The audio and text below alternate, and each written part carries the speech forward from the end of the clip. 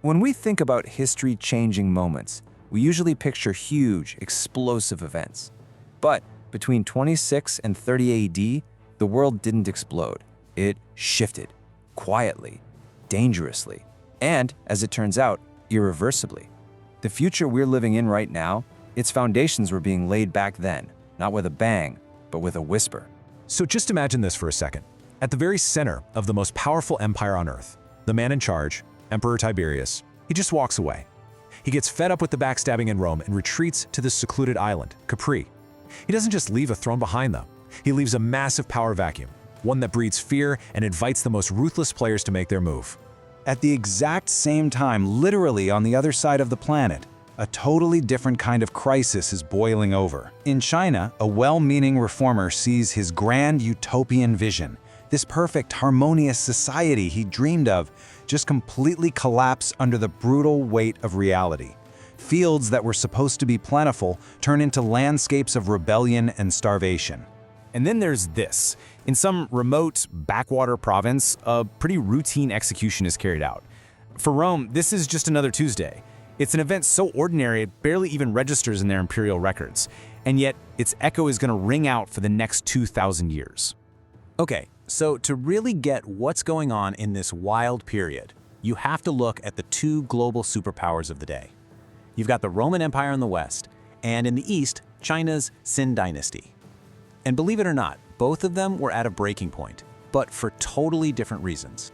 Let's just map this out real quick. In a handful of years, you've got an emperor who basically disappears, a massive rebellion that just ignites in China, a shadowy figure in Rome who's grabbing all the power he can, and then a preacher is executed in Jerusalem. Now, on the surface, these things look completely disconnected, right? But as you're about to see, they are all threads in the exact same story. And this is where you see the huge difference.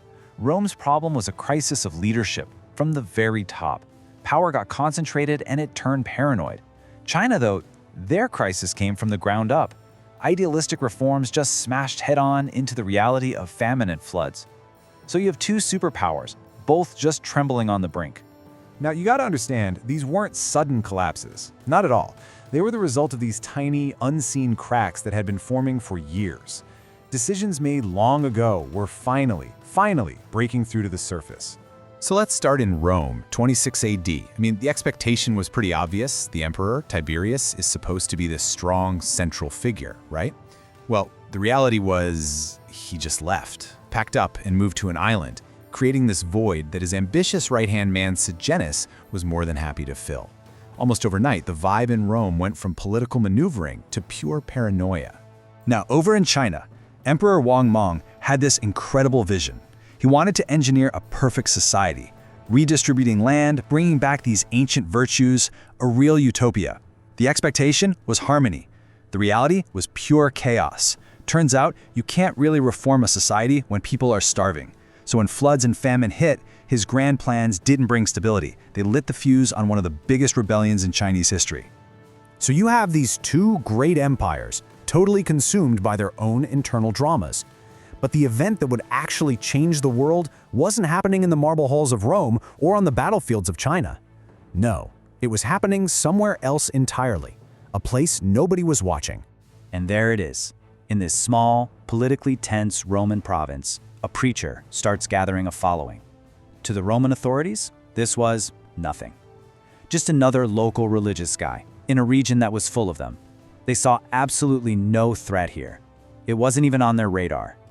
Meanwhile, back in Rome, by 29 AD, Sejanus is at the absolute peak of his power. And on the surface, yeah, it probably looked like stability. But when one guy holds all the cards, and he does it in secret, that doesn't build trust. It creates this deep, corrosive suspicion that spreads all the way up to the emperor, isolated out on his island. The whole system was starting to eat itself from the inside out. And all of this brings us to the pivotal year, the year when the quietest event would end up having the loudest, most lasting echo in all of human history, 30 AD. This is the year it all converges. While China's dynasty is in a complete death spiral and Rome is just obsessed with its own political games, a seemingly minor event happens in Jerusalem. See, you have to remember that for the Romans, crucifixion wasn't just an execution method, it was a tool of the state. It was public, it was horrifically brutal, and its entire purpose was to send a terrifying message: do not challenge our authority. Honestly, it was a common sight in the provinces. And this gets to the very heart of the entire story. For Rome, the expectation was simple. Another troublemaker, eliminated. Problem solved. But the reality, it was the exact polar opposite. They didn't extinguish a threat. They ignited an idea that would eventually grow to outlive and even conquer the very empire that tried so desperately to stamp it out. So when you pull the camera back and look at this whole 5-year slice of time, a really powerful and kind of uncomfortable truth about how history actually works starts to come into focus. I mean, look at the board. You can see how these 5 years sent the entire world down completely new tracks. Rome dove deeper into autocracy. China just plunged into decades of civil war. And all the while, in this quiet little corner of the Roman Empire, a religious movement was born that would outlast all of them, spreading like wildfire along the very trade routes that held the world together. And that's really the main takeaway here, isn't it? The things that seemed like the biggest deals at the time, the power struggles in the Senate, the massive battles against the rebels, they were loud, sure, but they were temporary. The change that actually lasted, it came from a whisper. You could call this the paradox of history. See, empires are focused on the here and now. They're thinking about managing borders, crushing rebellions, consolidating power.